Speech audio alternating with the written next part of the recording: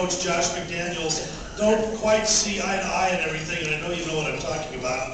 I know John would rather spend his time talking about other things in the Cooperative Care Dinner and all the good folks in Pueblo, but John, I know a few people want to know your thoughts on Dove Valley Gate, if you would. Yeah, well, first of all, to me, it's a sad situation. I'm sorry to see that it's happening.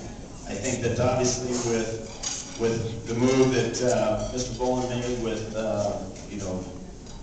letting Mike Shanahan go and then hiring Josh McDaniel, have him come in. And what happened, I think, is very unfortunate. To me, it sounds like, and I have not been in the middle of it, I purposely stayed away, but to me, it sounds like a lack of communication. And obviously, looking at it from Jay's side, I totally understand the fact that when you're somewhere and you love to be somewhere, and you really feel like you put your heart and soul into something, that all of a sudden you hear that you were almost traded, it does hurt. And so I totally understand Jay's emotional response to the situation, and so I feel for him there. On the other side with Josh, he's got to look at every opportunity that he can. I mean, he's got to look as a head coach. He's responsible for the whole organization, and he's really responsible for wins and losses, and they all go against on him. So he's got to look at every opportunity. I don't know who contacted you or what that process was, but obviously you always have to listen to what comes in. Whether it be if someone were to give the Broncos 5 first-round picks for Jay Cutler, they have to listen. I will say, I was in the same situation back in 1991. I didn't hear about it, but they were talking about trading me. And it was to the Redskins, and I was actually up in Lake Tahoe in July, and Ernest Miner, remember Ernest Miner? He helped us.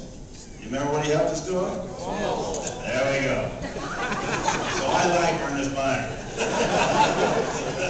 I was sitting next to him, and he said, we thought we had you. We thought we had you. I said, I don't know what you're talking about. He goes, well, we thought we had you were coming to Washington.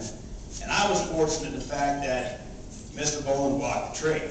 So that's why I'm always a Pat Boland fan, because I didn't want to go anywhere. But it came back, and I remember my response to that, and obviously it hurt. I think with Josh and what he went through, he's got to listen.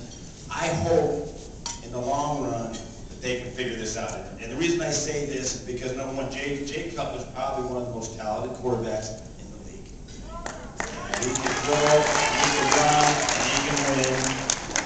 And he's not had much to work with on the defensive side of the ball. The year he had this year was tremendous. I just hope that they can work it out. Josh coming in, he's got to look at everything that he can look at, and they can get it back in line, get the things worked out to where Jay will be here for a long, long time. Because when I look at it, and I look at Jay, and if I was telling him and looking him in the face, I know you're upset, but I'm going to tell you something. There is not a better place to play in the NFL